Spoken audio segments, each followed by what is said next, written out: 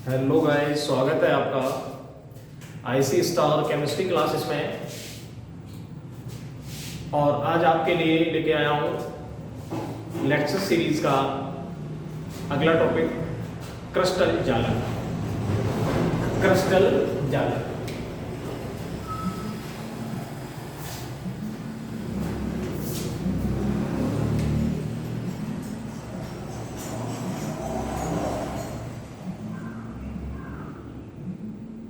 Crystal जालक। तो crystal जालक है क्या? क्रिस्टल जालक, क्रिस्टल जालक क्या है? तो क्रिस्टल जालक को देख लीजिए। पहला है कि क्रिस्टल क्रिस्टल ठोसों के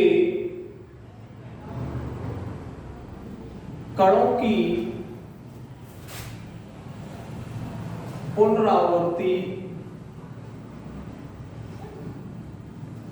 से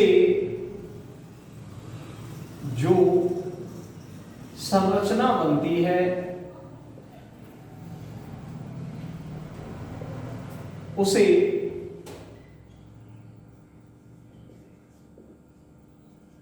क्रिस्टल जालक कहते हैं। क्रिस्टल जालक का मतलब हो गया यानी एक क्रिस्टल पुनरावृत्ति। जैसे कि आप समझ रहे हो दीवार में एक क्रम व्यवस्थित रूप से ईंटों को जोड़ दिया जाता है तो एक जालक सा बन जाता है। तो क्रिस्टल जालक को आप देख सकते हो एक प्रारूप में मैं कोशिश कर रहा हूं आपको समझाने की।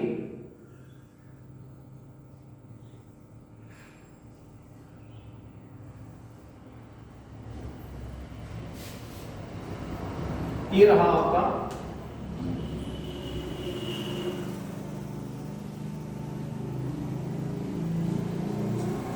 ये एक जो है क्रिस्टल जालक की संरचना है।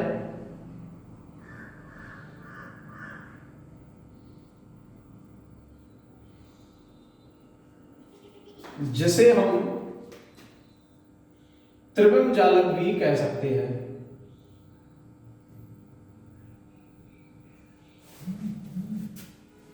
ये है तुम्हारा क्रिस्टल जालक, मतलब एक से अधिक एक ही प्रकार की कई कण मिलकर जब जुड़ उनकी पुनरावृत्ति होती। पुनरावृत्ति का मतलब बार बार आना। जब बार बार वो पढ़ाते हैं तो एक जालक बन जाता है, जैसे हम क्रिस्टल जालक या त्रिविम जालक कह सकते हैं। क्या कह सकते हैं? त्रिविम जालक। इसका एक और हेडिंग होती है एकक सेल या एकक कोशिका या इकाई सेल। इकाई सेल डाल लीजिए इसे।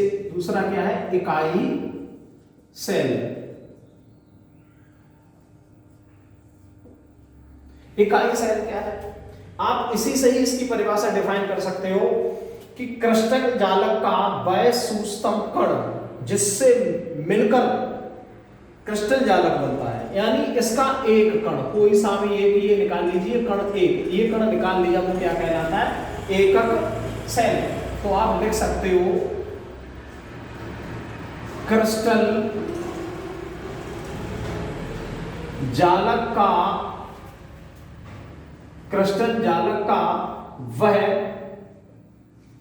सूक्ष्मतम होता है।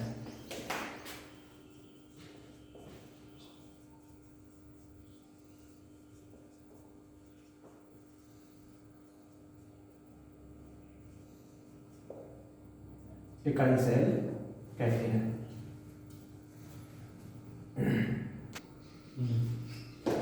इकाई सेल मतलब ये, यानी उसका एक सूक्ष्म कण, जो मैंने इसका डायग्राम दिया है इकाई सेल का एक ये कण है। अब क्रिस्टलों के 7 निकाय हैं। वो कौन कौन से 7 निकाय हैं? पहला है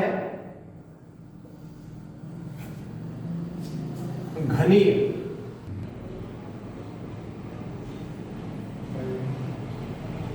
इसमें आप आगे देख रहे हैं क्रिस्टलों के 7 निकाय हैं। घनीय cell, tetragonal, orthorhombic, monoclinic, triclinic और रोम्बोहेड्रल। यानी कौन सा है? रोम्बोहेड्रल। और 7वां है हेक्सागोनल। आपका कौन सा है? हेक्सागोनल।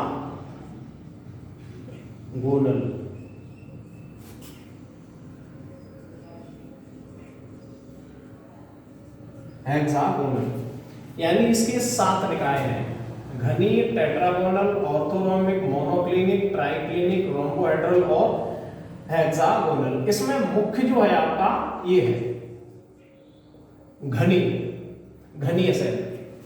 इसमें मुख्य सेल कौन सा है? घनीय सेल, यानी जिसे हम कहते हैं क्यूबिक सेल। इसके 3 निकाय हैं। कितने निकाय हैं इसके? 3 निकाय हैं।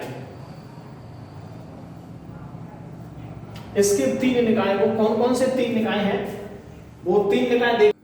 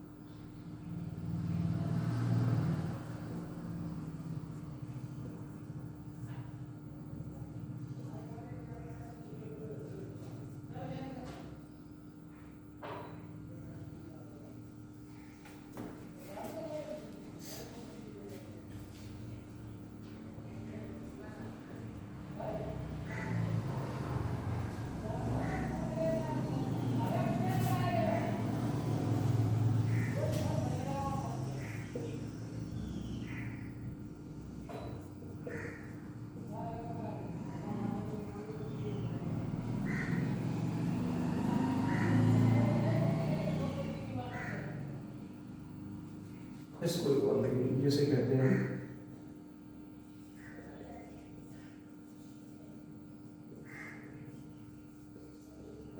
काय केंद्रित सेल। इस प्रकार लिख लीजिए इसको। इनको इंग्लिश में क्या कहते हैं? इसको कहते हैं सिंपल क्यूबिक सेल। इसको कहते हैं बॉडी सेंटर्ड सेल। इसे कहते हैं फेस सेंटर्ड सेल। अर्थात इनके जो शॉर्ट नेम होते हैं जिनसे इनको हम जानते हैं, वो होता है SCC, ये होता है BCC और ये होता है FCC।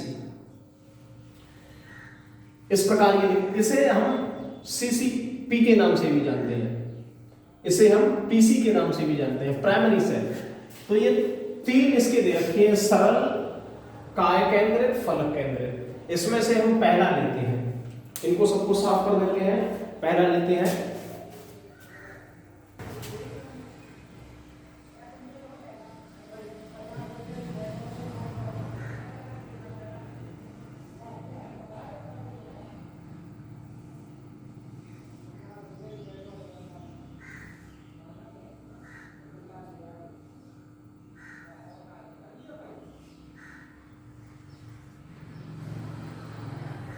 ये है इनके अवयवी कण। क्या कहलाते हैं ये? अवयवी कण। ये आपकी है सरल सेल, इसे आप लिख सकते हो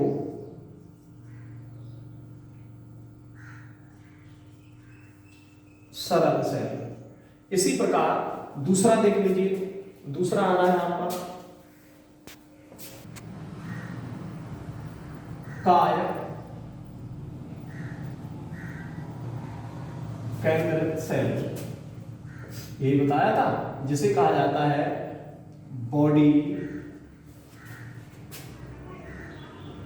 सेंटर्ड सेल, अर्थात शॉर्ट में कहते हैं BCC। इसका क्या है? सेम वही है, लेकिन इसमें एक एक्स्ट्रा अवयवी कण केंद्र में होता है। एक एक्स्ट्रा अवयवी कण कहां होता है? इसके केंद्र में, इसीलिए तो इसे सेंटर्ड कहा जाता है। यानी एक अवयवी कण, दूसरा अवयवी कण, तीसरा, चौथा, पांचवा, छठवां, सातवां और आठवां। इन सब के अतिरिक्त एक ये जो डिब्बा सा दिख रहा है, क्यूब बन रहा है, इसके मध्य में लटका हुआ होता है, बीच में। न वो इस दीवार से है, न ऊपर, न इधर। किसी भी जो 6 फलक हैं, यानी जो फेस इसकी जो दीवारें हैं, फलक हैं, उनके बीच में बीच में लटका हुआ होता है, तो इसे कहते हैं काय केंद्रित सेल। काय केंद्रित सेल, ये इसका हो गया। इसमें 8 कोनों के अतिरिक्त एक बीच में होता है। इन सब के सूत्र भी हैं, पहले क्रम से इनको देख लीजिए, फिर उसके बाद हम आपको सूत्र बताते हैं। समझ में आ रहा है? अगला देखिए, तीसरा आ रहा है फलक केंद्रित सेल, फेस सेंटर्ड सेल। इसमें भी कोई एक क्यूब रहेगा, लेकिन उसमें फलकों पे भी अवयवी कण उपस्थित होते हैं।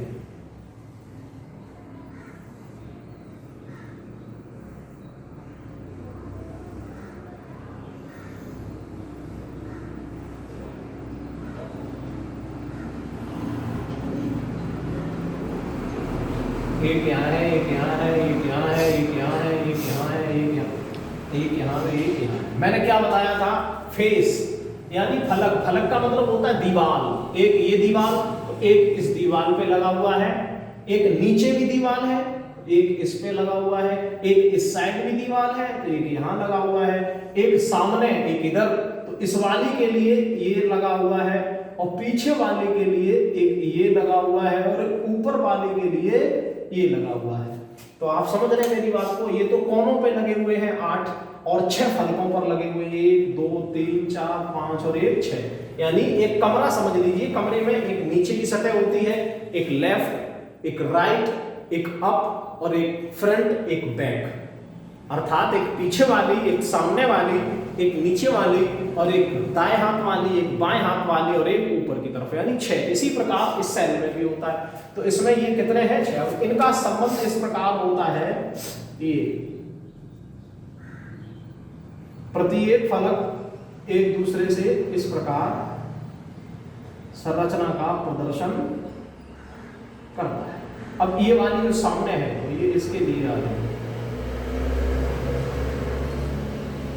अब पीछे वाली है, ये आ रही है, ये आ रही है, इसको जा रही है, इसको, ये ऊपर वाली इसके लिए आ रही है, ये यहाँ आ रही है, यहाँ आ रही है, और ये यहाँ जा रही है। तो ये सभी एक दूसरे जाल बन गया ये। तो अर्थात ये जो अवयवी कण दिख रहे हैं, ये फलकों पर दिख रहे हैं। तो एक फलक में आधा रहता है, आधा दूसरे क्यूब में जुड़ जाता है, तो ये कहलाता आपका फलक केंद्रित सेल। आप इसको भी उतार लीजिए, देख लीजिए, फलक केंद्रित सेल। ठीक है। एससीसी, बीसीसी और एफसीसी,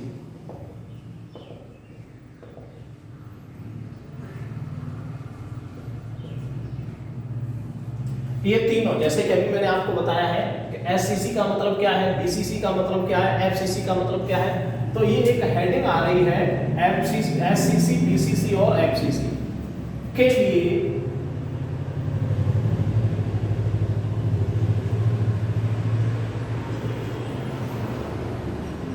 वास्तविक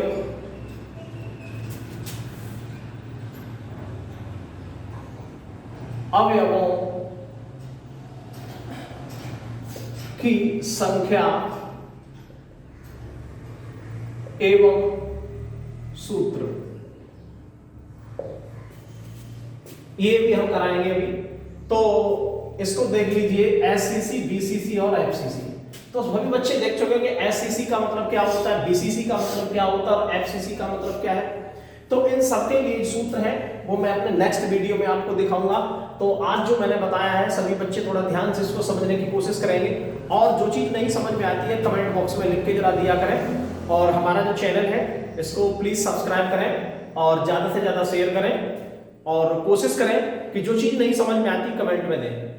थैंक यू।